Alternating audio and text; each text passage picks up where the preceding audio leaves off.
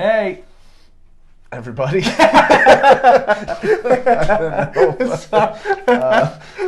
Hi, everyone. Hey, welcome to our Vinny G Live. This is Theology Thursday, Theology and Culture Thursday, where we look at our culture, where we look at theology, we talk about those things. We're going to be looking at both those things today. We're going to see how culture interacts with theology. I'm going to bring up on our screen the Vinny G Live so we can interact with your comments. So I'll let Vinny take it from here on just kind of what today will look like and just what this is in general. Yeah, if it's your first time tuning in, every Tuesday and Thursday, Anthony and I take a chance to just do this thing called Vinny G Live. It was just an opportunity for us to have a sort of a consistent touch point with so many people from our family here at Redemption Flagstaff. And Anthony and I, this honestly, like, what's great is a lot of the stuff we do Tuesday and Thursday is kind of just, it's a conversation that we would probably have or have had sitting at our desks that we're like, hey, let's make this public type of thing. So you really are somewhat of a fly on the wall and some real conversations that we gotta get into.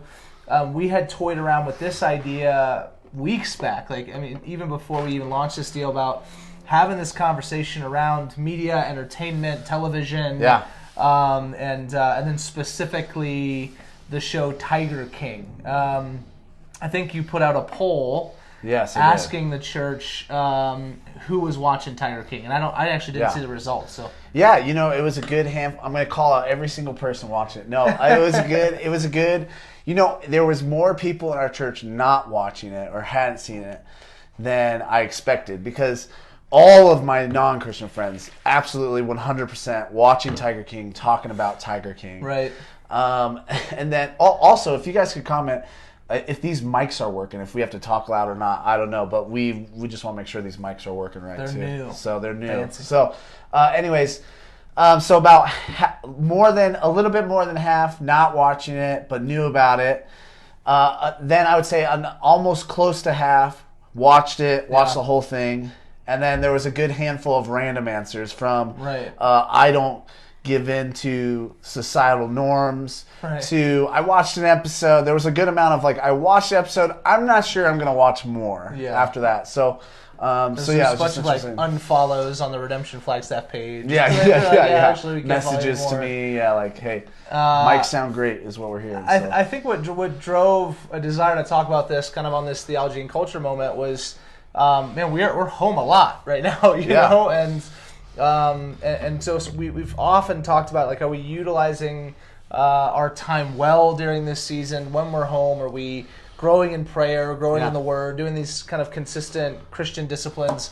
But there's reality, we still watch television, we still consume media, entertainment, and so how do we do that with wisdom? How do we do that well? How do we do it in such a way that I think still gives glory to God and potentially even, I think, shapes us in positive ways for the sake of mission and all that kind of stuff. So I think we'll kind of try and go through all that kind of stuff. I think I'm excited to talk about this. I think just TV in general. So I grew up in the church, as I say all the time, and TV has, and thoughts on TV and what you should watch on TV, it's been all kinds of thoughts, all kinds of things, mostly with TV itself is some sort of a bad thing for Christians, where especially when I was a kid it was really popular. People were the highest mark of walking out your faith was we don't have a TV, at our house. Totally we listen to this sermon from old Pastor Bill, and Pastor Bill said get rid of your TV, so we went and we got rid of our TV, and then meanwhile my family was going, I don't know if we can't do that, and then maybe that's some sin there too, but so I'm excited, and I think there's just always kind of controversy about what can Christians watch, what can't they watch, what should we watch, should we even watch, and so that's kind of the hope for today. We just kind of have a conversation about TV, how we interact with it, because most of us are interacting with it, and some of you are not. That's okay too. But most of us are interacting with media, movies, something in some way. Right. And so we're going to talk through just that kind of idea. How does a Christian come to TV or movies or video media? Right. And should we, and how should we? So Yeah. So that being said, Right. there's some tensions already right away historically in this debate to navigate. I want to mark out some of the tensions I've noticed that people usually, when you're having a conversation with someone, you say, "Hey, should we watch this or should we watch that?" Usually, these different Bible verses get used in different ways, and so I want to bring up a few things. The first tension is this: Jesus, at one point, when he's teaching about sin and where it comes from, he says, all sin comes from your heart. All the evil you do, it's not from external. It's not from what you eat. It's not from what you intake. It's from within. It's from your heart. Right. So there's that tension where you go, okay, so that's more like the verse I would use to argue I could watch stuff. Because I go, look, no. I know what's going on in my heart. Yeah. Sin's from my heart. It's not from a TV show. It's not from a movie. On the flip side of that, Jesus also says the eye is the lamp of the body. Now, when he does say that, what he is trying to say is what you focus on, what you care about, what you look for, that's what fills up your heart. That shows what you care about. That shows what you're worshiping. And in regards, he was talking about money, I believe, specifically when he said that. But so here's these two tensions. Jesus says, well, sin comes from your heart. Well, what you look at shows the sin in your heart and can consume you, what you're looking at. So that's one theological tension. Here's another theological tension. I call it kind of like the thinking about what is good versus all of life tension. All right? And I don't think they should be pitted against one another. And I don't think those other things should be pitted against one another, but they often are. So the thinking about what is good is, you guys have heard this verse in Philippians, but I'm going to just read it again. And Paul says this: finally, brothers, whatever is true, whatever is noble, whatever is right, whatever is pure, whatever is lovely, whatever is admirable, if anything is excellent or praiseworthy, think about such things. All right? And so that right away makes you go, well, then I can't watch anything that is opposite of those things. Anything that gets my thoughts not in those realms or arena, I shouldn't watch those things. Now, the other tension there is this then, is one, we become kind of like almost not in this world anymore if we can't watch art or movie or television, because we can't clearly right away see how it fits one of those categories, or we can't clearly see how it fits all of those things. And there's people like that. Like, I had people in my RC a few weeks ago. We were going to do a virtual board game night, and someone said this is like worldly. Like, we shouldn't play board games together. And so you see that tension not just in TV but in everything. The opposite side of this, and this is part of why we say all of life is all for Jesus, we think everything in creation, God is the creator over. He is created. He is king over.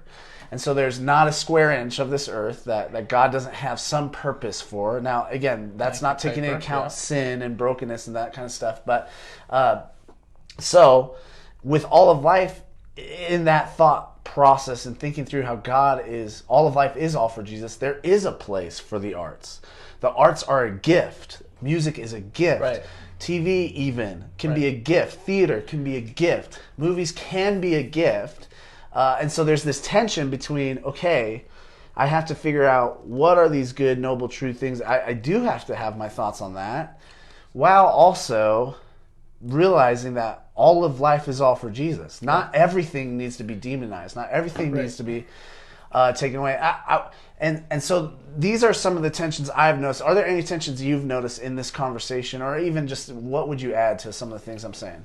Yeah, I think there's some things on the front end that we have to acknowledge on the front end that, like, as a whole, and maybe I'll just speak for myself. Like, I'm not one that's just often thinks through, man, I just wish I was more holy. Yeah. Like, I wish, good, yeah. you know what I mean? Like we do have a certain ethos amongst the American Western Church of, like, we're going to do our thing and we're going to be Christian, you know what I mean? But it's a cultural thing oftentimes, and I just don't know how often, like, at a real foundational level, we're thinking through that idea of holiness. Like, we want to be holy, we want to be set apart, we want to be righteous, we don't want our eyes to fall upon things. I think a lot of times in our circles, I think we can kind of fall into that's not a big deal. Yeah. Like, we don't even think about it. We don't even think about it. Yeah. So So on the other end of things, I Yeah. think there's that real tension of saying, so even like going to whoever it was, well, you shouldn't play board games, Yeah. or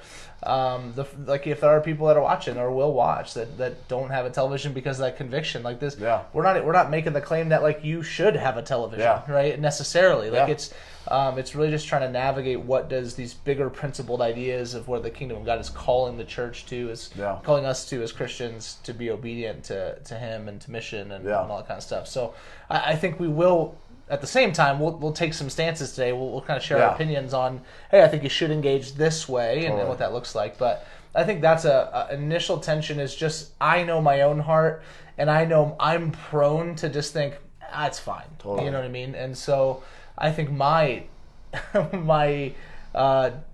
movement needs to be more towards the holiness, righteousness view of it, of saying like, no, I don't want to be in my mind, whatever it is. So no, that's good. That's good. That's good to bring up. Yeah, I think to realize that this is almost TV, media, arts in general is a little bit of a debatable matter in the church, and it's going to be different for everybody. I have friends who they don't, on their phone, they don't have any social media apps, all that stuff, so that they can be more intentional in life. And I think that's great. It's a good thing. For me, maybe I don't need that. My wife would probably say, no, actually, that would be good if you did that. But I'm just saying, there's different things that will affect us differently. In TV, media, art, this is in this category. So before we get into some of the specifics and some of the juicy stuff, when you come to approaching watching something and watching TV, or watching a movie, or whatever it might be, like what's the framework you use? How do you think through that? How do you navigate that? And I'll share a little bit too how I navigate that. But how do you navigate that? Yeah, and it has to be with intentionality, because I grew up in a non-Christian home. I had a television in my room when I was like 9, and it was unlimited access, right? Yeah. So there wasn't parental controls on it or anything like that. Like it was just, I'm watching. Usually it was like Coach, if you guys remember Coach. I was watching a lot of Coach. So like Hayden Fox and Dauber and Luther and all Fun those fact guys. to the Gen Zers, Dauber did the voice of Patrick on SpongeBob.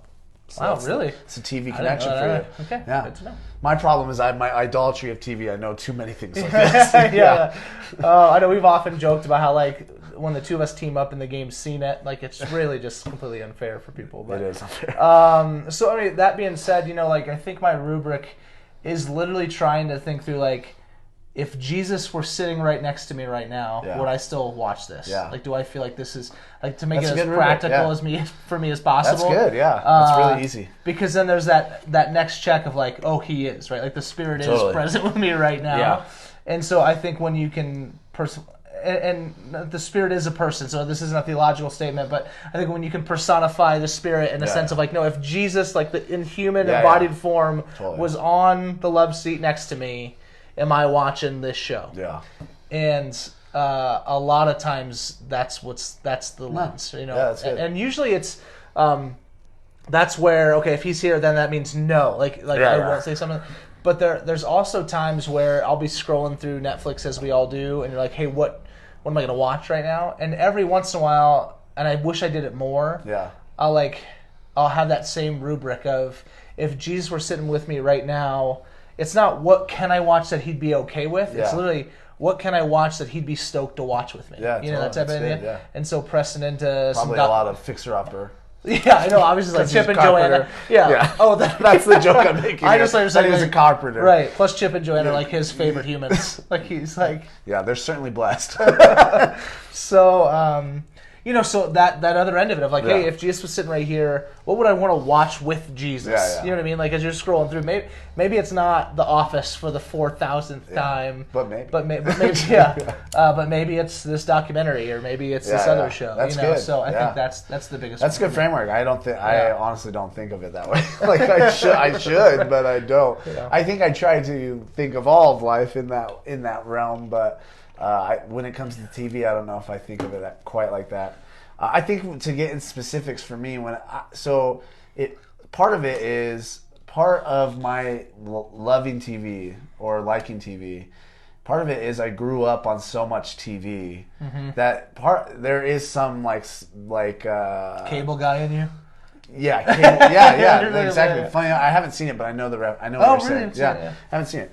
So, my parents growing up real strict. You couldn't watch like PG-13, and then Right. even when I was 13, I couldn't watch a lot of the PG-13. So, anyways, but because of that, there's probably a little bit. I need to have more conviction of like how quickly I embrace TV and TV shows. But that being said, when I do watch TV shows through my own kind of Christian stewardship, and if I should, I think through one category I think through a lot is this snuff or is this realistic? And snuff is this term used in not really in art, but in critique of art to say like this is just vulgarity. Like this is For just vulgarity's sake. for vulgarity's sake. This Right. is just like often, honestly, porn is put into the snuff category of film, and so if something's snuff or if something's doing something just for that sake, it doesn't just have to be sexual things. It could be violent things. It could be Right. whatever, even things that don't bother me. If I feel like it's just snuff for the sake of whatever, I'm not going to watch it. Yeah. And then I think kind of versus the other lens of that realm for me is like, or is this a realistic depiction of the world? Is this a realistic depiction of the human Yeah. experience? That's great. And so sometimes Yeah. I think Christians won't want to watch movies that have a realistic depiction of the world for good reasons, and I understand those reasons, but I think sometimes those are good for us to watch, to see the world, to begin to see what the world's like, and some other reasons we'll get into throughout this time together. But so I kind of go, is this snuff or is this realistic? So that's kind of the first lens. I like that, yeah.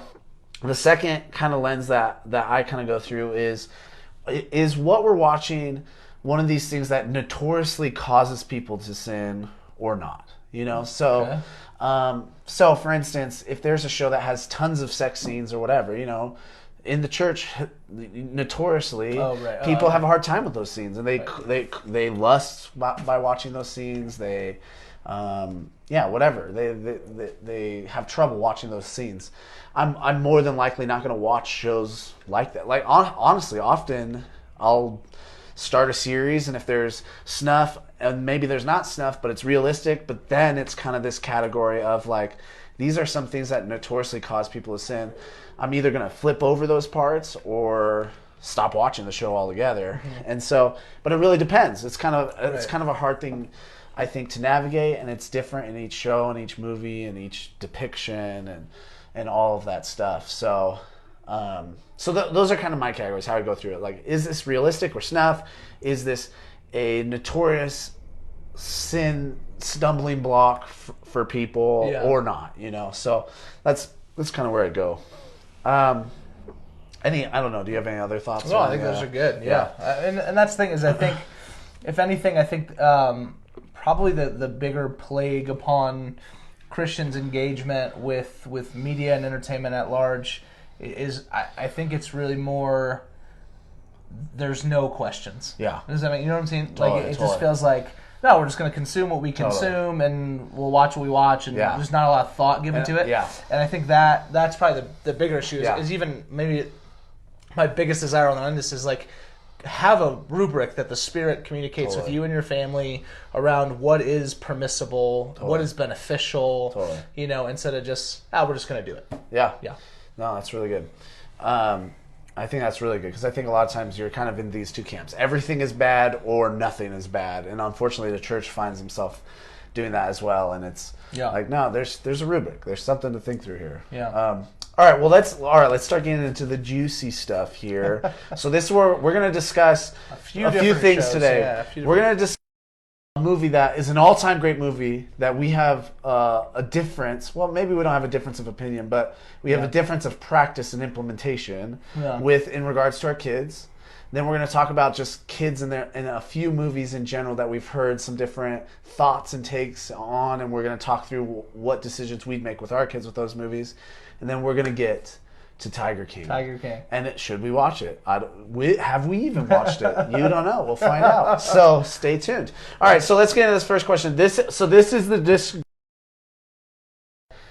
Vince didn't know we had this disagreement till yesterday, and I was like, hey, I'm not trying to be a jerk right now, but this would be good for the podcast or whatever this is. Yeah. Vince showed Finley and James. They both watched The Sandlot, the all-time great movie, The Sandlot. I think this is an incredible movie. I think there are honestly beautiful Christian themes in it. I really, really think that. And I love movies about friendship, for instance. There's not a lot of movies about love being experienced through friendship. There are, but it's always romantic love, nonstop. Yeah. This movie is predominantly about friendship and love through friendship. So I love that. So if you haven't seen The Sandlot, it's worth the watch. Oh, it's incredible. Great movie. So we don't debate about the movie itself. It's a great movie.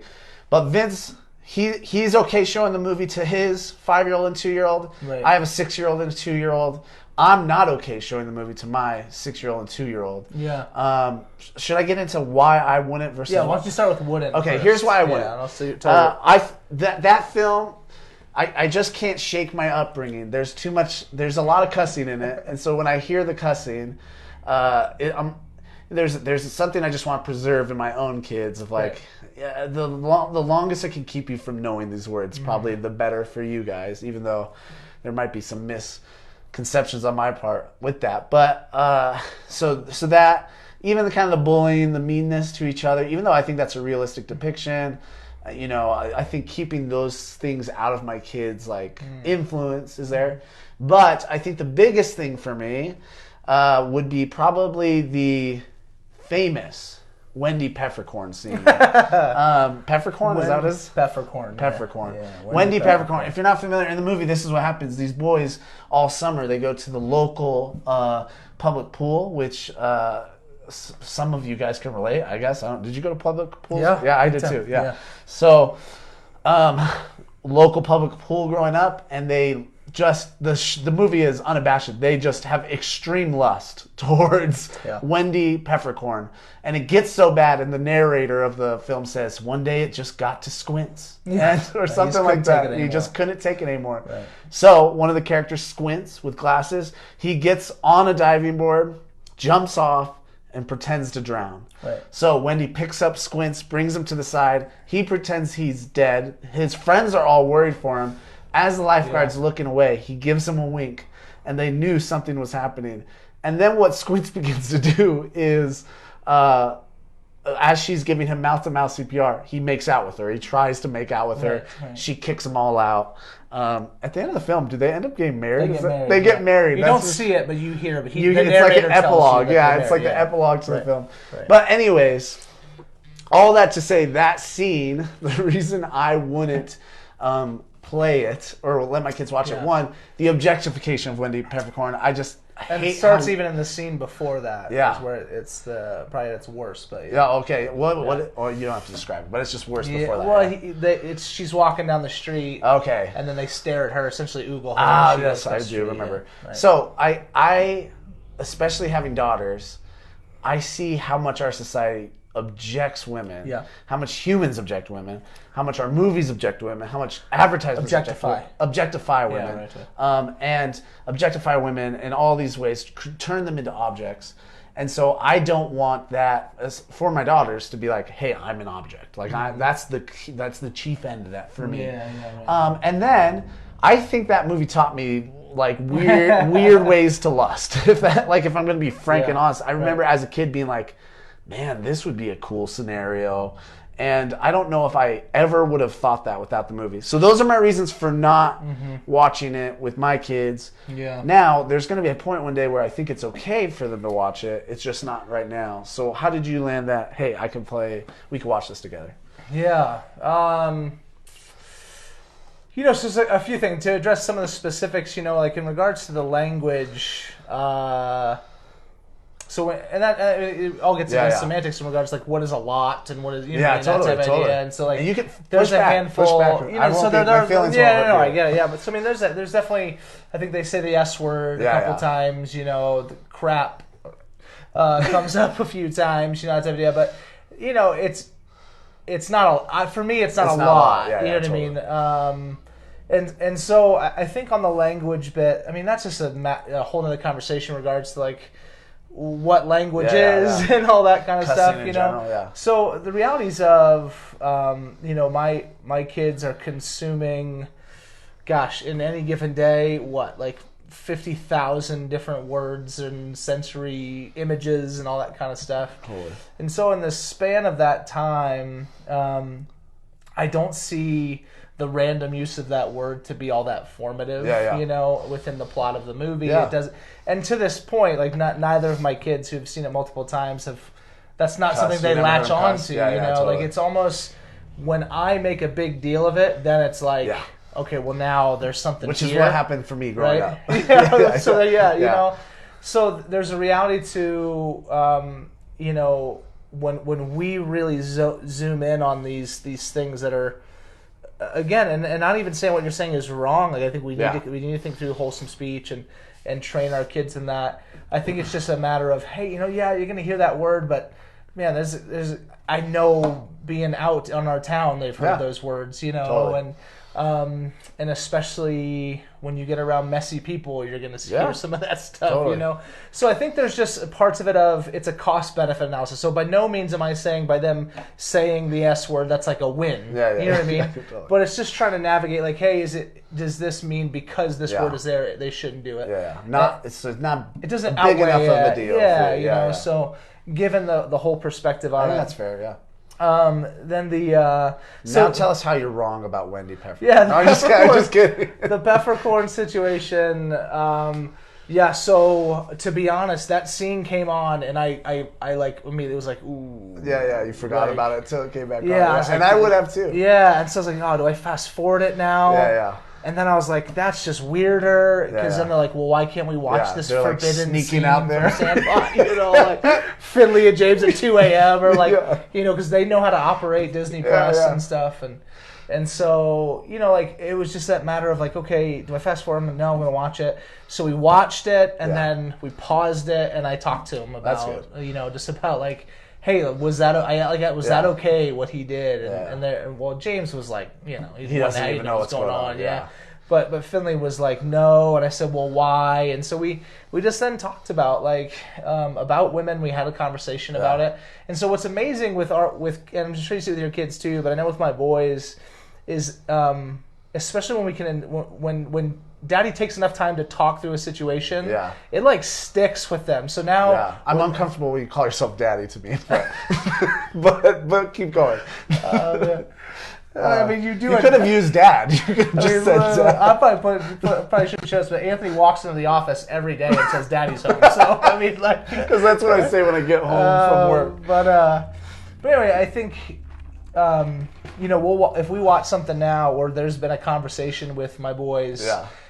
Like they'll say now, like that's not okay, right, Daddy? You know, and stuff like that. That's good. And so it's almost like the Goheen, you know, like interpret this moment with them. You know, and so I remember there was this conversation I got into with a gal at the church, and her daughter was going to a school here in town that was going to teach good stuff, but then some questionable things as well. And she was wondering if they should, her and her husband, should they take her out of that school? And the thing I said to her is like, listen, regardless of what school they go to, you're going to have to talk to them about the issues that are not congruent with the Christian faith, right, and with the kingdom of God. And so the question was more on the intentionality of me as the parent to be able to kind of engage within those moments.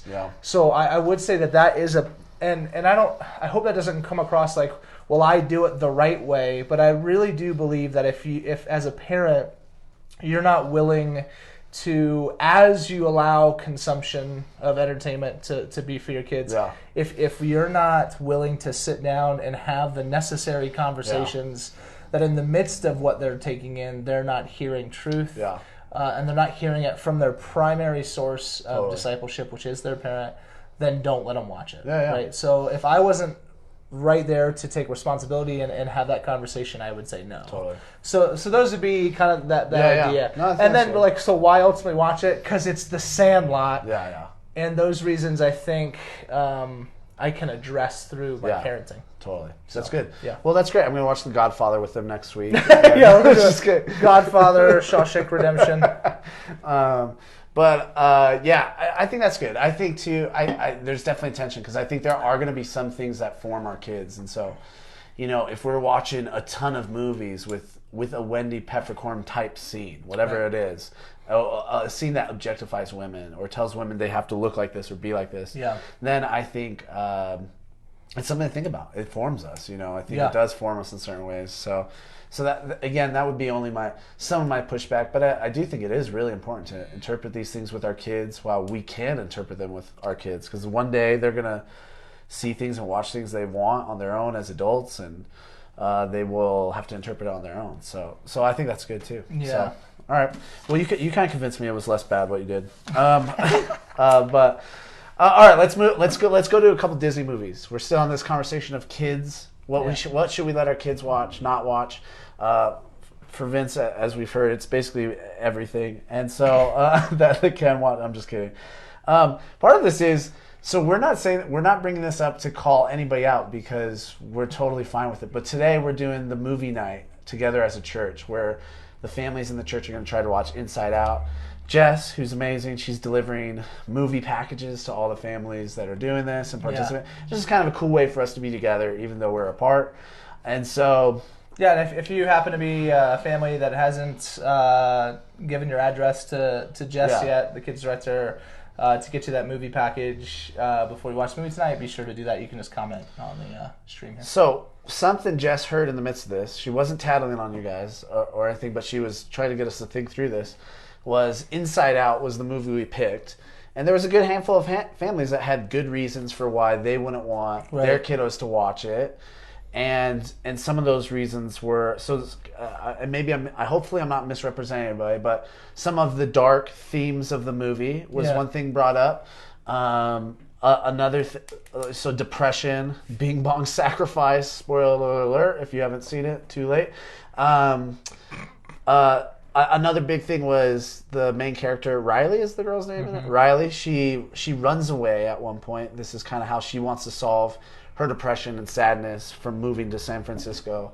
So she runs away, gets a bus ticket, and then I think she doesn't actually end up going. She never makes it. Yeah, she gets on the bus and gets off. She doesn't even leave the bus station. Yeah, exactly. And so families were like, hey, dark themes, we don't like this example of running away.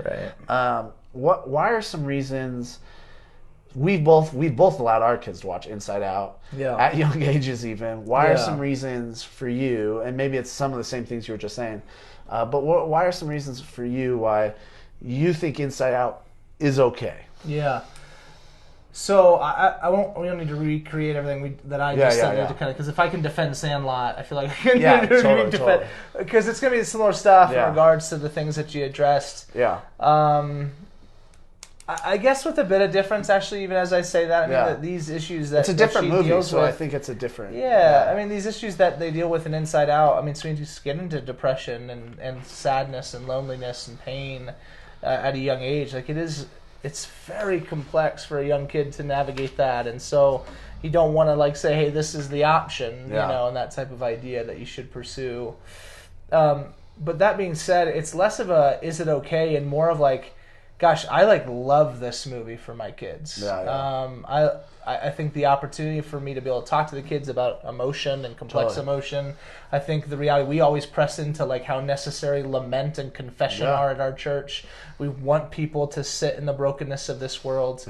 And so even in a the most contextualized, beautiful way, being able to talk to Finley, especially at his age at just 5, about sadness, and how he doesn't need to hide that from us, Totally. And that what the real, not sin, but what the real problem with what Riley does is that she does. This is what we told to Finley and James. He said the real problem was not necessarily that she ran away; it's that she didn't talk to her parents. You know, she was experiencing these emotions. She didn't know how to process them. Instead of talking to her parents, she yelled and lashed out and ran away. Yeah. And so we traced that back to Genesis 3 and hiding behind the bush when God comes to talk and said, hey, we're your family, and so talk to us. You don't need to hide from us. And so that's the thing, is that for us it was never an Inside Out is okay. It's Inside Out is actually a beneficial opportunity for us to talk to kids about something that, how do you talk to a 5-year-old about complex emotions? This movie helps. So you know what I'm saying? So especially because you don't feel emotions. And I don't feel them. Just, So just literally, besides happiness, watching you are joy. No, That's actually who you are. I'm like just joy. Yeah. No, really. And you think watching I'm sadness. This movie. That's why we work together so well. Watching No, that's that the movie, problem. I'm actually anger and sadness. I'm just kidding. You're the red. No, remember that was never mind. So I feel like honestly, there were parts of that movie I was like, oh, this is really good. Like, you know what I mean? Like for me. Oh yeah. So it's my favorite. It is my favorite Pixar film. Right. Yeah, I think all those same. I think those same. I say a lot. I agree with a lot of those same things, and just. I mean, Bing Bong and his sacrifice, I've always said, is one of the best pictures of Jesus' sacrifice in kids' film. Personally, I know some might disagree. Yeah. Validly, fair. I think it's a great picture of the gospel and sacrifice and love. Andy says Vince is totally joy, totes joy. So, which makes sense. I think even too the big lesson in the movie. She's the green one. She's the green one.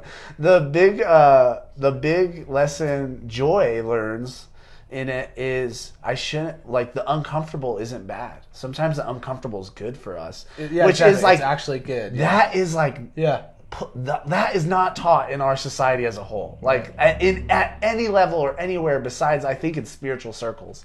And so now that a big mainstream movie is teaching you like there is a place for negative emotions, there's a place for negative things. Right. I think that's really good.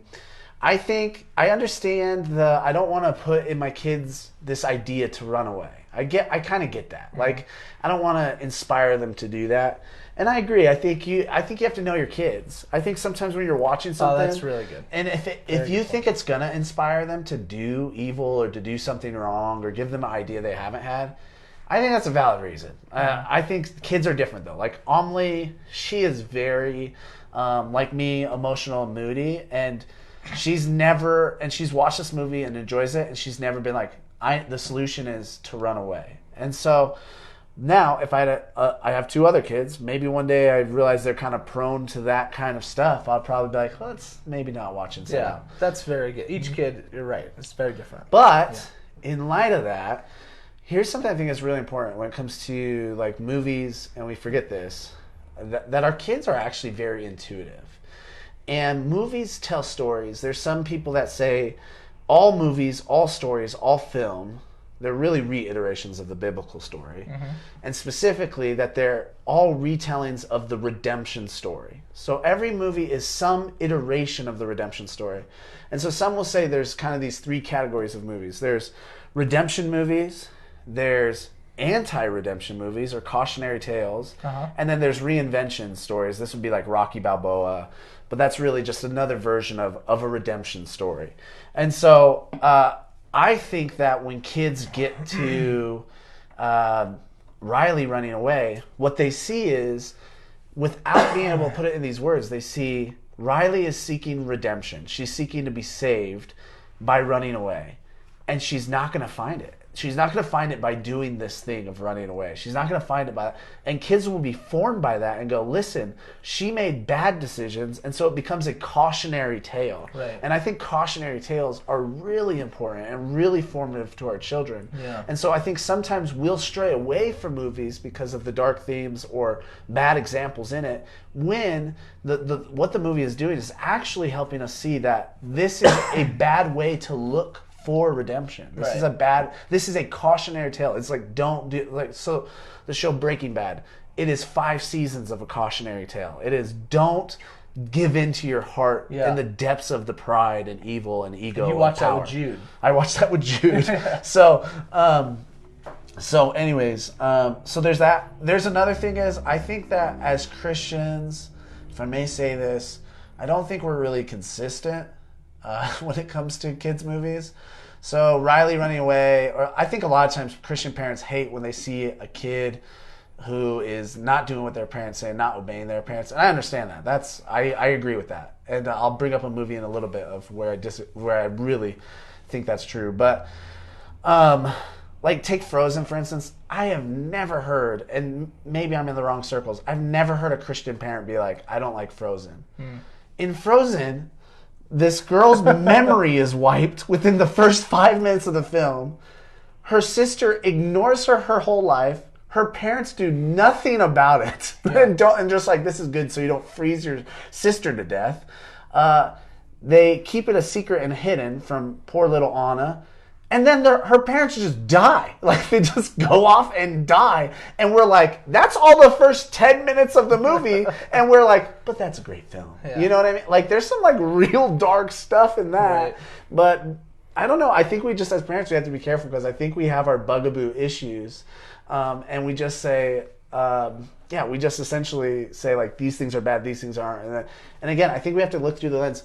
How is this forming my kid? And I think like Inside Out actually forms them into good things. And even the bad things in it forms them into good things. All that being said, I still haven't let Amelie see the scene where Mufasa dies in Lion King. I always skip over it because I just don't want her to know yet. I don't want her to know that's how it goes down. You just don't want her to be sad. Yeah, exactly. Yeah. So I get the thing for parents and I get all that kind of stuff, so... Yeah, I think sometimes what we can do is we rebel against the things that are most overt. Yeah. Right? When I almost think like, no, the most overt stuff is going to be the stuff that even our young kids, they're going to be able to pick up on.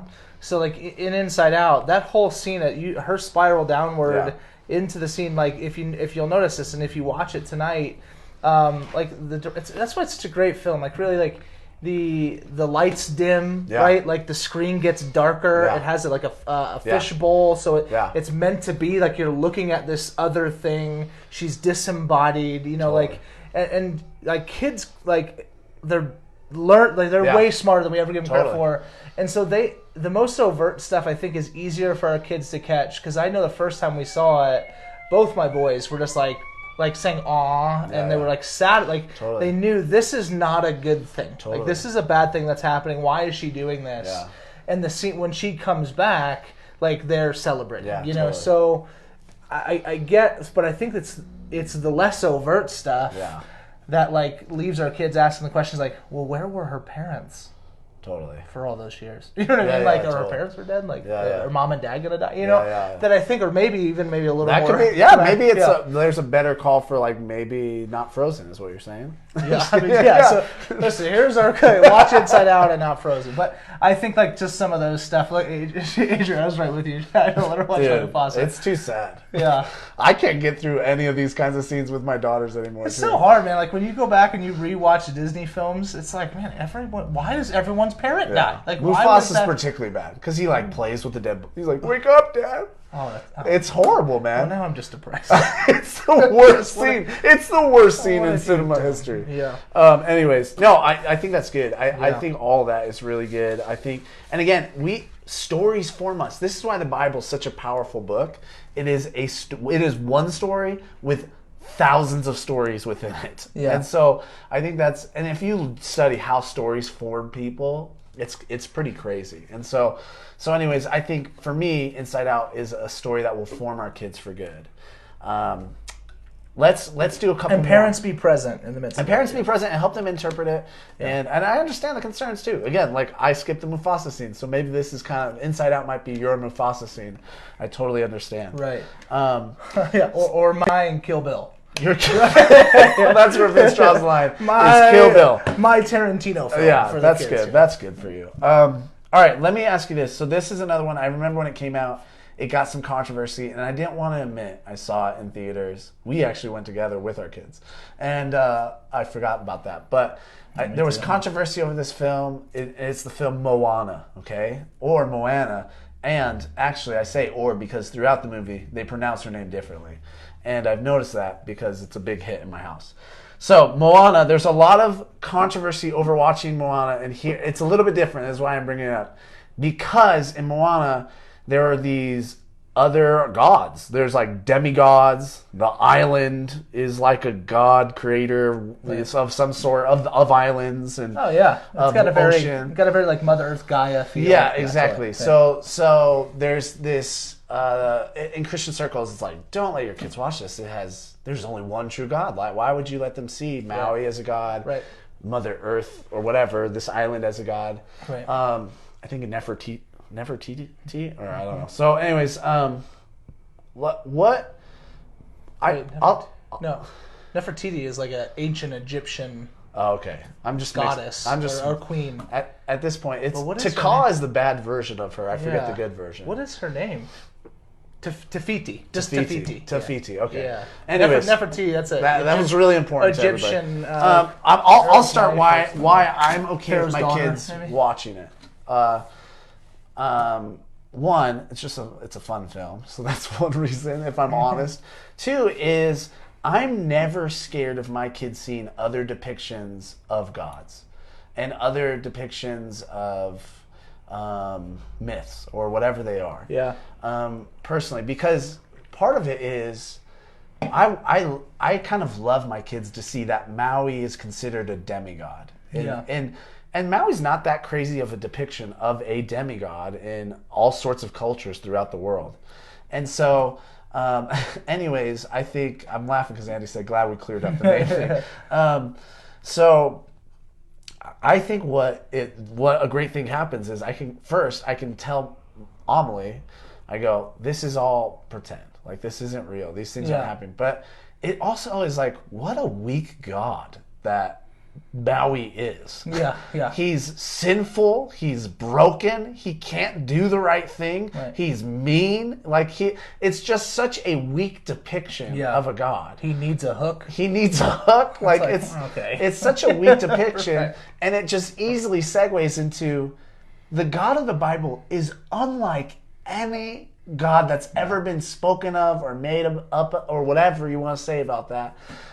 So I'm also okay in that realm of just going like, Yahweh is just totally different. Mm-hmm. Yahweh he doesn't play the games all these created gods play. And so I think it helps people see how different the God of the Bible is and how beyond any other God the God of the Bible is. And so that's one reason. Another reason is I also don't have a problem with thinking through the idea of spiritual beings in general. So I don't think Maui and the island are like true spiritual beings or whatever. But I think in history, like, there's been spiritual beings that people thought that were actually like a demon, and people thought were like a demigod or whatever. Like, I think it works that way personally, and I think there's even some biblical evidence of some things like that, depending on what you think through that. And so. So I also don't have a problem with just that, because I think the spiritual world is real and affects our world, and it's kind of crazy and weird and all that. So that's some of my reasons why I don't have a problem with those, and that's how I would walk through it. Yeah. I don't know if you have anything to add about Moana. No, I completely agree. Yeah. My kids like it. Again, it's just, are we going to be present in that? Yeah. It's the same thing. I think what can be helpful sometimes is when you watch these films, it can also be... right, they can be glimpses and revealers of like, honestly, where you're at with your discipleship with your kids. Yeah, that's good. So like the first time we watched Moana, Finley said when he heard demigod, he literally said to me, he goes, but there's only one God. And I was like, nice, yes. He just started reciting the Shema. Yeah. So like we put a phylactery box on his forehead. You know what I mean? I'm like, this isn't real. She's like, Dad, he's just saying you're welcome. Yeah. Like, and she's like, So, and I know when I just said that almost made it sound like I'm really good at discipling my kids. I'm not. Like, I have so much room to grow. I think you are, actually. But I think there is, it does point to some of the intentionality, again, on the front end. So it's being real honest with like how we having the conversations about Jesus and the gospel and the Bible and the true story of the world.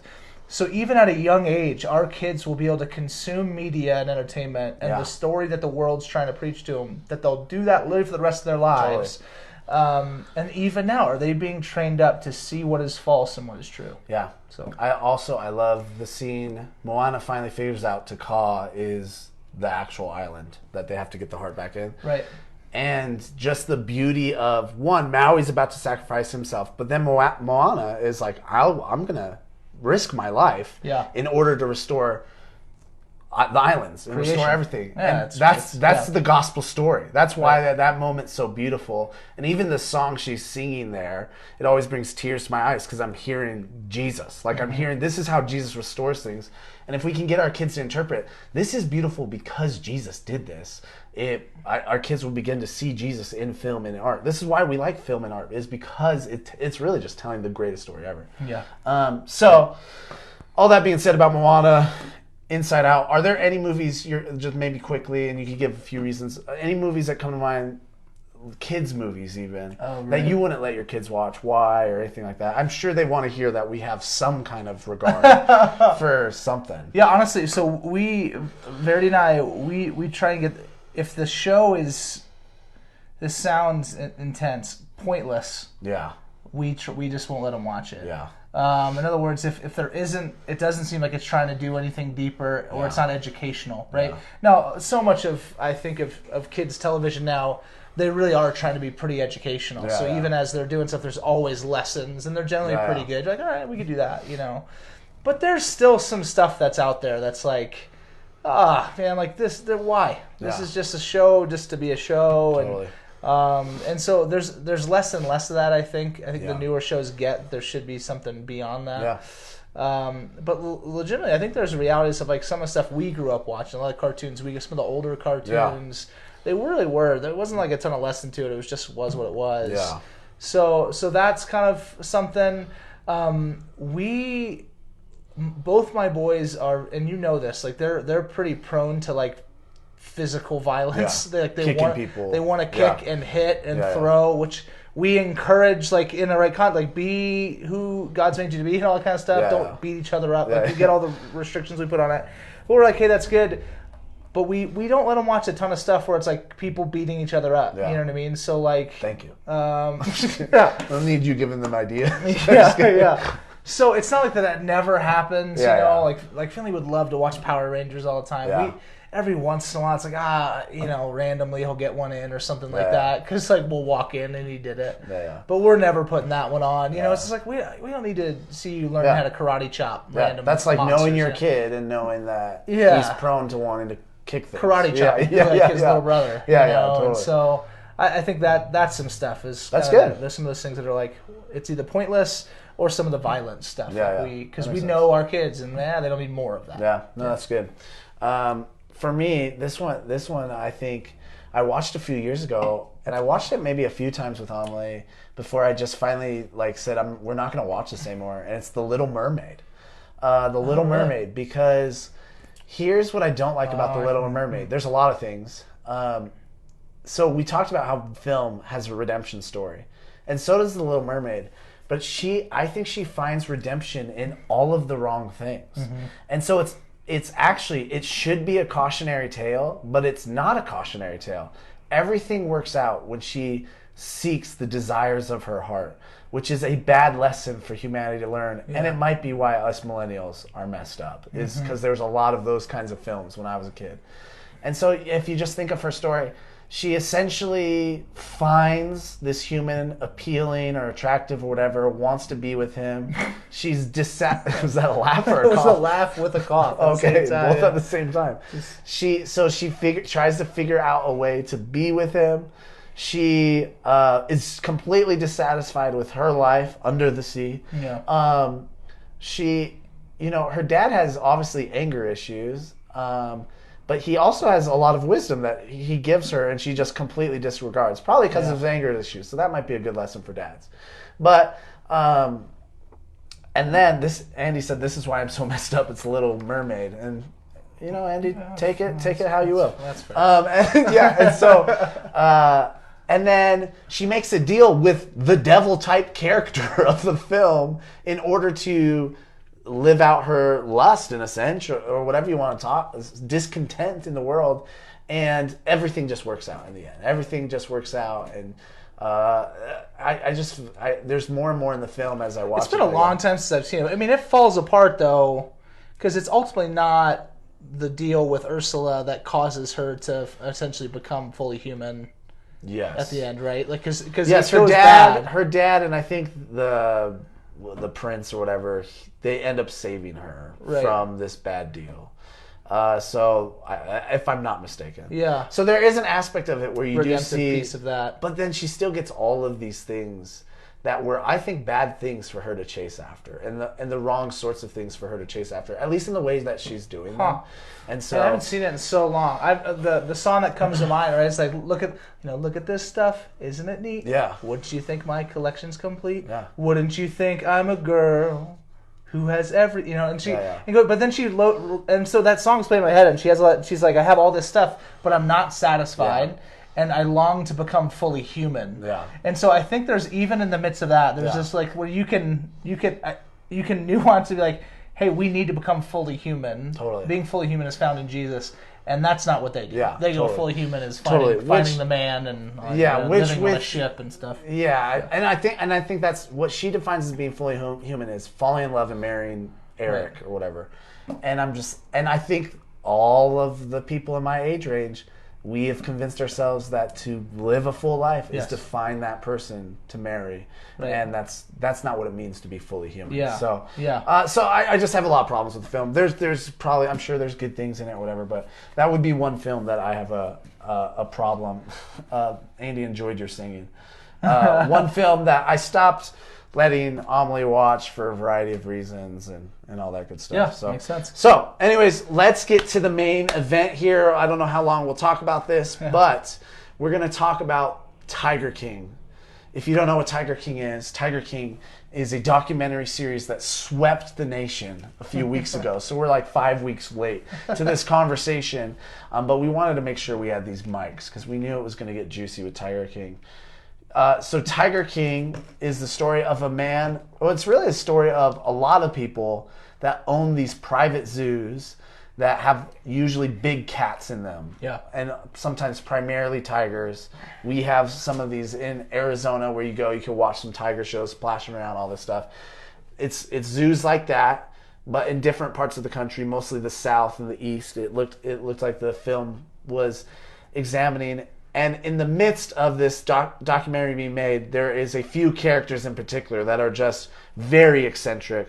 One of them being the Tiger King himself, Joe Exotic, who got into the game because he loved tigers. He just loved tigers. So he began to build this tiger zoo. Yeah. And it became so much more. And it became so much more based on him and his personality. And there's so much to it. Yeah. So our nation loved this. This is a movie everybody's watching. It's top 10 on the Netflix thing for weeks. It's probably still in the top 10 on the Netflix thing. I think it's people are watching 2 right now. Yeah, people are still watching it. There's all kinds of memes being made. People are just talking about it all the time.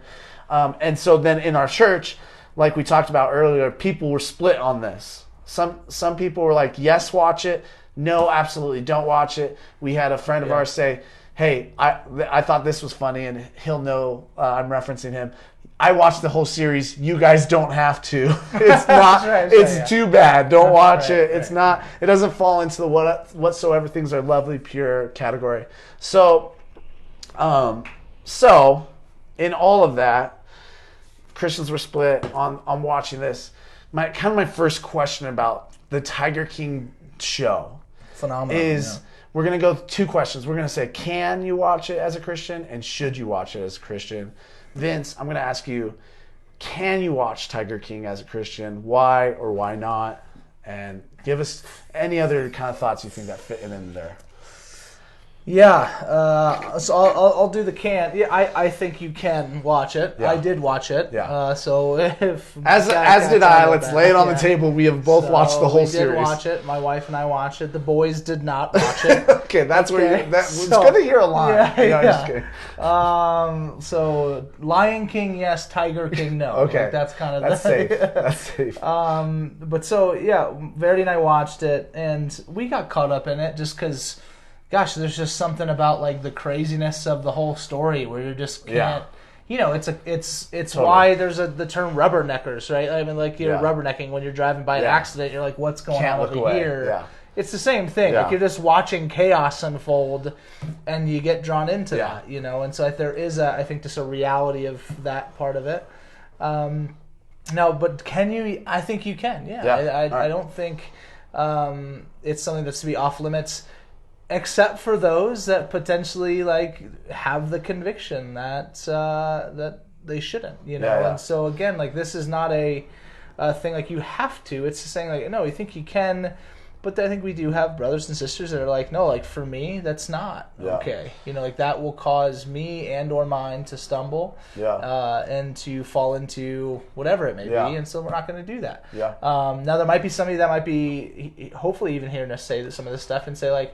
Okay, I just didn't know that I could, because of maybe a religious reason that isn't necessarily biblical or gospel centered, and then maybe you can be free from that. But I think there are also right. We have neighbors and brothers and sisters that are like, no, I legitimately can't watch that. Yeah. Like, no, dude, totally.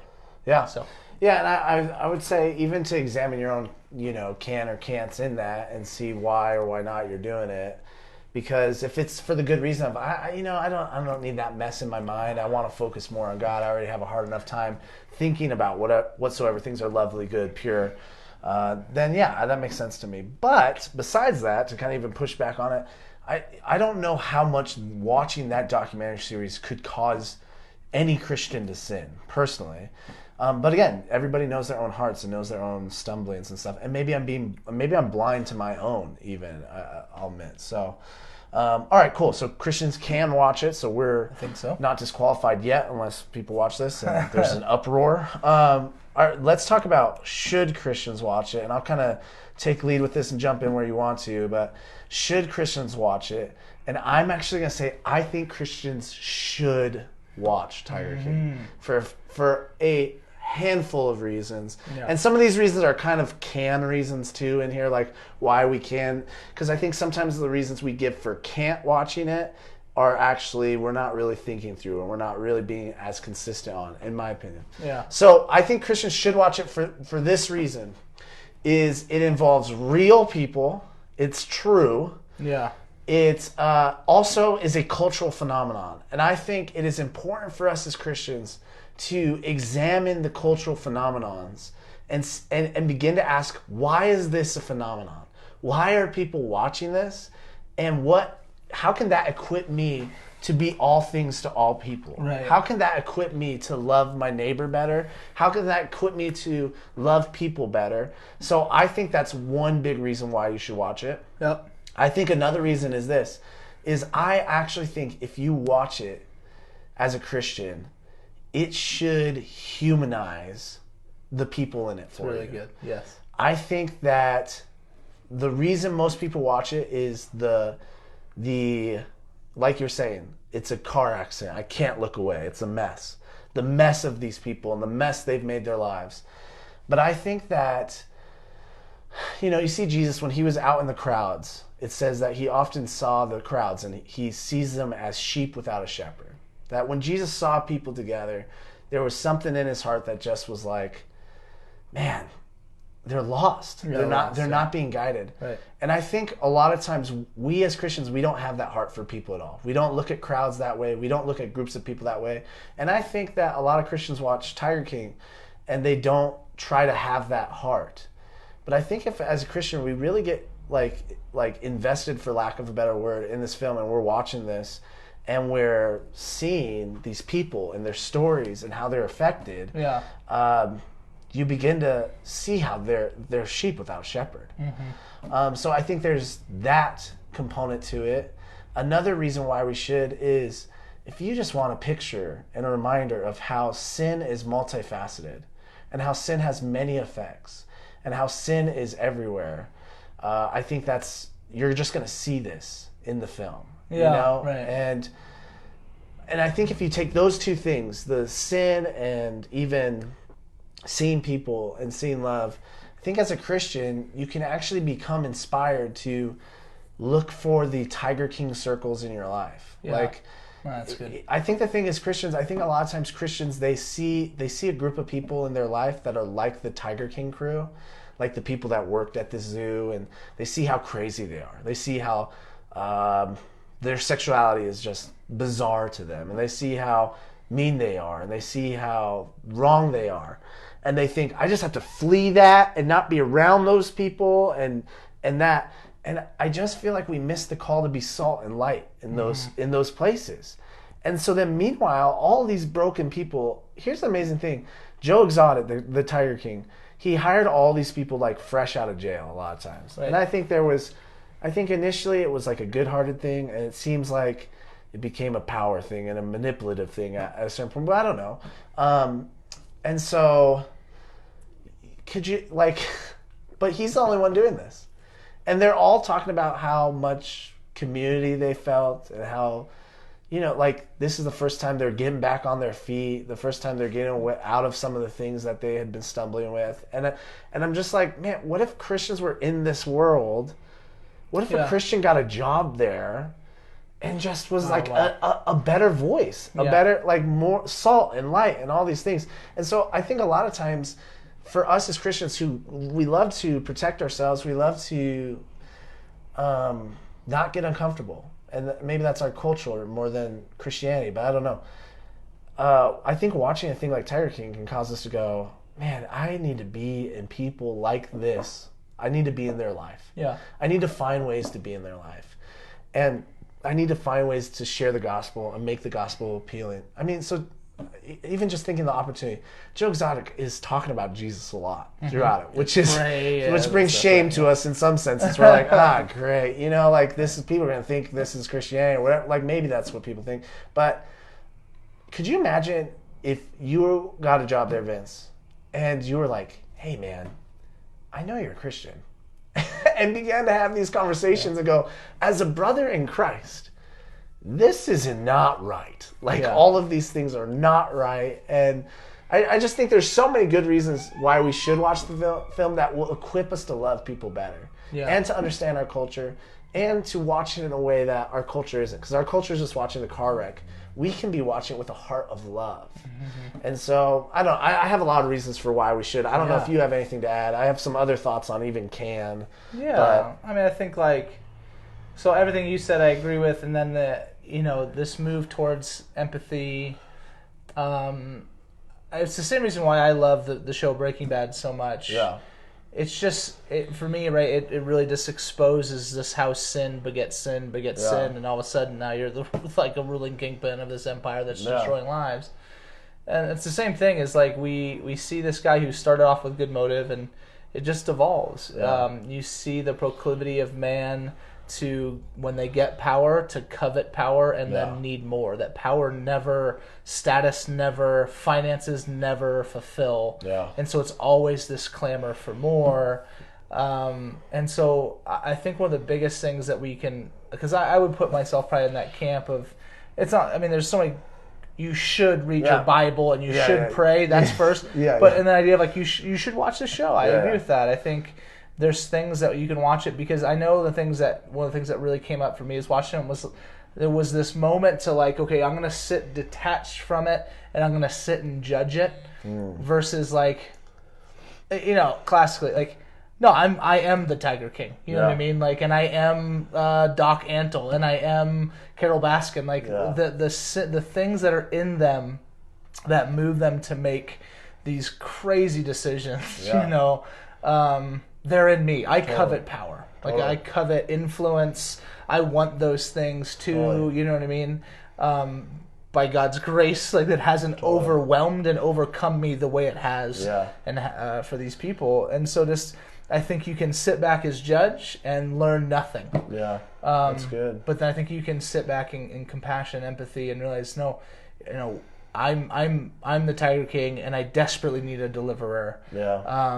And then what you're saying, I wish someone would have gone in, right? Yeah. And I'm so thankful for the people that came into my life and said, "This is who you are. You do covet these things, but these are not the way to life." So I think that aspect of it, and then one of the things you brought up, I'll just comment on, of just this idea of how much some of the sexuality stuff that came up in the midst of it. Yeah. I did have a conversation with a buddy of mine in California, and just kind of navigating some of the sexuality stuff for Joe Exotic, and there's some real brokenness there. It seems like he was taking advantage of younger guys that just didn't have a place to turn, and there's a lot of, I think, just real jacked up parts of oppression in the midst of that. And that being said, I said to him, also, we weren't seeing a lot of it. I want to be clear. It's talked about, right, but we're not seeing a lot of it happen. Whereas I think sometimes it can be depicted that way. There was these sex scenes in this film or something, and there wasn't. But anyways. Oh yeah, no, it wasn't. Yeah. But sorry, but just to say, so my comment back to him was well, how much did Doc's behavior, how much did that how much did that really affect you? And he was honest. He's like, I guess not that much, which is out of control. Out of control. Cultish. He's taking young evil 20 Doc Antle, if you're watching, you're doing some evil things. Like, I don't mind saying that. Seriously. Like, yeah. Like I would not ever visit his zoo. You know what I Totally, mean? totally. Like, But we glossed over that more quickly. Most people watching it glossed over it pretty quick. Right. It fit a little. It just went down the gullet easier for people, you know. And so we talked about that a little bit. So I think there's just this intentionality where we can really understand, I think, the deep realities of this world and say, okay, where do we need to not insert ourselves as judge, but insert ourselves as like, no, that's us, and we need a savior. That's good. You know? Yeah, I think it gives us eyes for people better too. I mean, like, how many people in our churches have the Joe Exotic story? You know what I mean? Like I was doing all this crazy stuff, but then like there was this Christian in my life who had eyes to see me and reach out to me and love me. And sadly, I do think we have some of those stories. Not sadly, happily, but sadly, I think it's like very few and far between. Yeah. Because I think we as Christians, this stuff freaks us out. This stuff makes us go, this is too much. And we might not consciously think these people are unredeemable, but we live our lives like that. We live our lives thinking that. And so I think that watching this documentary can teach us to have eyes to see those people. I think of Travis in the movie. He's one of the husbands of Joe Exotic. He's one. Is he the one that takes his life? Yeah. So his story is really tragic, and he at one point in the film. So a lot of his story, it does seem that Joe Exotic used drugs and gifts and different things to kind of manipulate him into being his husband, even. And I don't know. It's so hard to know without being there. And so, so Travis eventually takes his life, either by accident or on purpose. It's unclear, I think, to anyone. Even though it was witnessed and all this kind of stuff. And so, super tragic. And you see how broken up his mom is, particularly about this. Even Joe Exotic, you see how broken up he is by it somewhat, too. And I just think, like, when I was watching that film, I really felt like, I felt like, man, I want to have eyes for the Travis in my life. Wow. Like, could you just imagine if you had this buddy who was like, hey, I just flew to Tennessee or wherever it was, and there's this guy offering me this job, and I'm thinking about this, and if you could have just been like, hey, dude, come be with me. Come live with me. Let's find you a job here. Like, whatever it is. And I really do think, like, that watching Tiger King can help us to have eyes for those types. When usually those types, we kind of just say, let them go get their arm bit off by a tiger. Right. Let them go do this. Let them go live life this way. Let them make their own decisions. And I do think God encourages us to take part in his rescue mission of humanity. And so I think there's that. To jump on even to some of the things you're saying about sexuality, I think that, to me, it seems like one of the big reasons people don't want to watch it, because of his sexuality being different. I think because his sexuality is not hetero, it's homosexuality, and then it's also polyamory. It's like he marries two guys at once, and so I think all of this is a big reason why Christians stop watching it. And so I think my problem with that is I hear a ton of Christians in my life tell me how big they were into World War II, or how much they like learning about ISIS, or these different things. And those are historical events that really happened. They're important to learn about and all that. But if you look at what the Nazis did, if you look at what ISIS has done, these are horrible, horrible things. These are crazy things. These are atrocious things. These are things that should make us weep. I've never once heard a Christian say, I shouldn't watch that documentary on ISIS. Mm-hmm. And yet, Joe Exotic is a real person living a real life. And because his sexuality is bizarre to us, and again, I believe in a biblical sexuality, and so I think there's an aspect of that there's a healthy conviction for us as Christians to have. I think there's just kind of, this, we're just not consistent. We're just not consistent. Like, we'll celebrate. I don't know if you have pushback. Feel free to push back, but I just feel like man, I know people that know everything about Hitler Right. and know everything about ISIS. Yeah. And yet they're like, well, I want to watch Joe Exotic. No, I want totally. to watch the Tiger King. And Right. I just can't, for me personally, I see an imbalance there. I see like, what? Like, like if are we ranking sins now? Like, how are we ranking sins? Is this the right ranking? And maybe I need to be careful with some of that stuff in some ways, and I think too, because it's a documentary and it's real people in real life, Yeah. and it's not snuff. I also think that's another reason why you can, but I don't know. I don't know if you have anything to add or push back I think, even on well, what no, I I was saying. think I agree. I agree with it with a pushback that I think it's helpful to navigate, at least for me. And right, so when you are looking at like a Hitler situation, Yeah. it's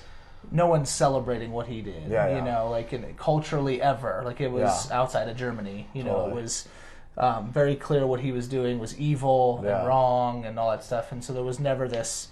You're not watching it being like, hey, I'm up against this culture war of people trying to say that and justify his decision making.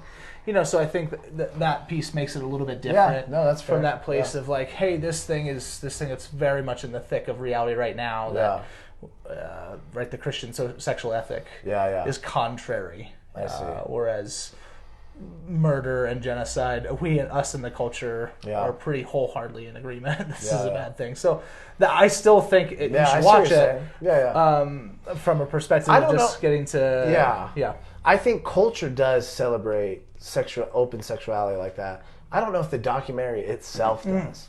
And I actually think absolutely right. almost No, that's true. another good reason to watch it is the documentary itself almost says, it doesn't say this, but if you watch it, it almost says, this is a cautionary tale. Yeah, Jess was kind of saying a lot of what you were just saying.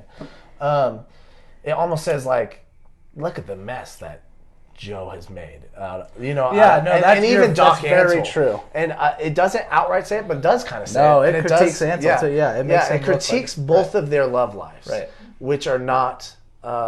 There's all sorts of problems with their love lives. Right. So I almost would say, our culture does celebrate those things right now. But this documentary, in a time where our culture does celebrate those things, the documentary kind of doesn't, which is, no one's commenting on that or whatever. Yeah, that's not what it's about. Yeah. Yeah, at all. And I'm not hearing a lot from my non-Christian friends like, I'm going to go out and get 4 wives now or 2 husbands or, personally right. because of Tiger King. Right. But I think that's a good point. It is different.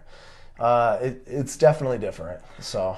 Yeah. So I mean, I think when you circle back to it though, when you still because I think we're both kind of that place of like, no, if you have the time and you're not feeling overly convicted the other direction or something like that, you should watch it.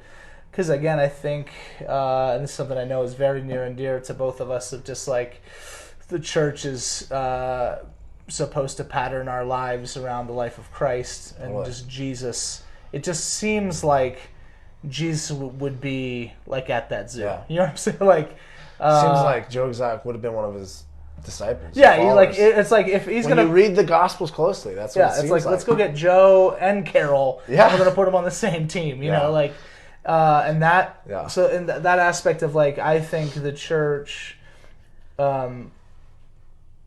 we've come to be known within the Western world of not being friends with the people that you'd see in that film. When those neighbors of ours, those people in Tiger King and in other shows, they're the people that should be running to the church, right? Like because that's where hope is found, life is found, love is found, all that stuff. Or should we be running to them? Well, exactly. And so and neither is happening. Yeah, totally. And so I think just that idea of I think these type of documentaries they don't just give us a glimpse of like, hey, what's going on in the real world and what's out there, but also I think it's meant to then I think bring it back to our neighborhoods and say like, well, who are just the other, right? Like that we need to be present with and to love. What does it mean for us to be present in the messy instead of kind of the tight knit, really simple, like easy. Totally. Christianity. Can I ask you something that I think I would prefer your answer over my answer on? But what, like, as pastors, when there is the Tiger King type, the Joe Exotic type in our church, how do you feel like our church, maybe not as a whole, but how do you feel we react, and what does that look like, and how can we get better at looking for those and loving those, and I don't know. Just answer that however you want, or you don't answer it. No. I think it's an important, very practical question. Yeah. On the whole, and are you asking about redemption? Yeah, I'm asking about redemption flags. As pastors at our church, yeah. So we're not trying to call anybody out, but I think it's important for us to grow in love. I think our people, right? There's sections certainly, totally. like different demographics of people that are going to do different things.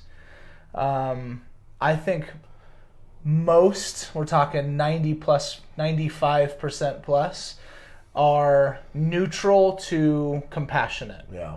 Like compassionate loving. Yeah. Like would be on that end of the spectrum. I think there are people in our community that immediately move to judgment and fear and all that stuff. Yeah. I think there's a lot of neutrality. Yeah. But here's what I want to say. Neutrality is not okay. Yeah. Like I'd say neutrality is maybe worse in some ways. It's kind of just that like, whatever, I'm just gonna ignore, or just I don't understand, so I'm not gonna try and learn. Yeah. I'm just gonna think what I think and whatever, and that's almost again worse. And so I say that because I know these are things that I know I feel and have felt and want to grow in, but I want to see our community be discipled by Jesus and by the Spirit, where when the other and the messy, the least, the last, and the lost, when they are in our midst, which they already are, not always on a Sunday morning, but just in your life, in my life, that I want to love, I want to learn, and I want to move closer. Yeah. Last thing I'll say to that is, I've also, in the midst of that critique of myself and of our community, I have seen some tremendous people that have moved and ran towards the broken, towards the awkward conversations and all that stuff. And so to honor that part of our community as well. Doing a great job. Yeah. And I would say that is a very quickly growing demographic of our church as well.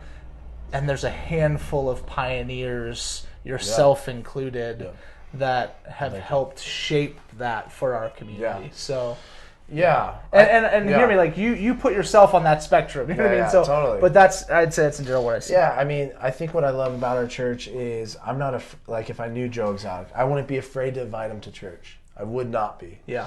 I would love to invite him to church, not just because of our people, because of the church. I think he would be loved well at our church. I think my kind of like a conviction point for all of us, this is myself included, is I think sometimes when we love the Joe Exotic in our life, we just get to a point where we want to give up, or we want to stop, or we're frustrated they keep doing the same things, or whatever it is, keep selling tigers over and over again, and so whatever. But stop burning your alligator exhibit down. Yeah, and you'll hear like kind of the sentiment, I just gotta stop, I can't be in this person's life, and sure, this person can, they have a soft heart or whatever. Right. And I think the conviction for me is I think God wants to soften all of our hearts through love of each other. And so, but that being said, I mean, it's awesome that I would not hesitate to invite someone like Joe Exotic to our church. It's a testament to your guys' love. And so because I would say that you're right, like in the sense of like saying, hey, I'd say like 95% plus is in that neutral to loving kind of part of the spectrum. If the question was like, hey, how many people do you think are on a like when you're talking the church in the West and what we're kind of known for, I'd say it's 95% on the neutral to like non-loving. You know what I mean? So I critique us because it's easy to critique our own community because I want us to experience Jesus. We want to grow on these Thursdays too. I mean? Like this isn't just entertainment. Like, our job is to equip the saints for the ministry. So I don't want to paint this picture like, no, our community is, I'm not trying to compare us to other churches, but I'm just blessed by it. Yeah, me too. But also saying like, no, I think there's just so much room to grow. Yeah, and I think that even the community of churches we know in Flagstaff too, I hear a lot of these sorts of hearts too. But we can only speak to our church because that's the church we're part of. Totally. All right, so For Tiger King, we say as Christians, yes, you can, and there could be some good reasons for you not to watch it. That's okay too. But I personally would encourage you to examine those reasons, because I think sometimes we're not consistent with those reasons. I think sometimes we've been, it's just easier for us to flee some of the types of things in Tiger King rather than try to look at people with the lens of love and the Spirit helping us. And I even think you should watch Tiger King to understand our culture better, to understand people better, to love people better, to be inspired to love people better. So those are my thoughts. But I'm not like a strong, I'm not going to be checking in with all my mentees if they've watched Tiger King or not. Yeah, so Yeah, right. and I do validate there's probably some solid reasons out there for not watching it. And honestly, I think you would too. We'd love to hear those. If you guys have thoughts and no, you definitely shouldn't, and this is why. Let us know. And when we did the panel, some people did share that. One thing we didn't really touch on was just the animal cruelty piece. I think it's a big deal, which is a massive part of it. We tried to really put the emphasis kind of on the humanity aspect of it. So we realize that's a part of it. Yeah, it's another conversation that we've debated about. Yeah, we really have. Yeah, we've got into that, and so. So I didn't want to first end and say hey, we didn't see that part of it. No, that's a good point. And that's a massive part of that show. Where it's hey, do we want to really draw our eyes to this thing? Where it's no, we are called to care for creation. We are given the cultural mandate. We are called to steward well what God's created, including the animals. We've been given dominion. So I totally understand that too. The emphasis there was kind of, I think, more on the humanity aspect of it. And because I think we're hearing more people bothered by the humanity aspects of it than the stewardship aspects of it. Although I think rightfully we should be more bothered by the stewardship aspects too. So, well, thanks for being with us, guys. We know it was a long one today, but it's a big conversation, and it's one we've been wanting to have. And there's more that can be said about. Andy just commented, should we talk about dolphins? That is where me and Vince have debated. Every time we drive by this place in Phoenix, let's start this conversation. There's a particular place that has dolphins, and they don't. They don't anymore. Right. We get into a debate about it, and it's gone back and forth for several years at this point. That's true. And there's good points on both sides. And honestly, if you ever want to engage with us in that conversation, just shoot us a message, and we'll sit down when COVID is over. We'll do lunch. And dolphin talk. Hey, if there's something confusing we said, something you felt man, that's not godly, that's not above reproach, that's not this, please let us know, because we know in this conversation people have a lot of opinions and people have a lot of bents. And we're not the ultimate wise men in the world. We could be off on this and we could be correctable. I imagine Vince isn't going to play Sandlot for his boys anymore. And so, anyways, please feel free. Please do it in love, though. That always helps. And we'd love to hear your thoughts on just this in general. So maybe we missed enough things that maybe next week we talk more and some things we missed. So feel free to message us, email us, whatever. Yeah. But thanks for being with us. Sorry it's a bit long today, but I think it's a good conversation for us to think through. Yeah, jump in and out. Yeah. Anyways, peace, love, and blessings. I'll let Vince turn off the camera as usual because that's his job. But thanks for being with us.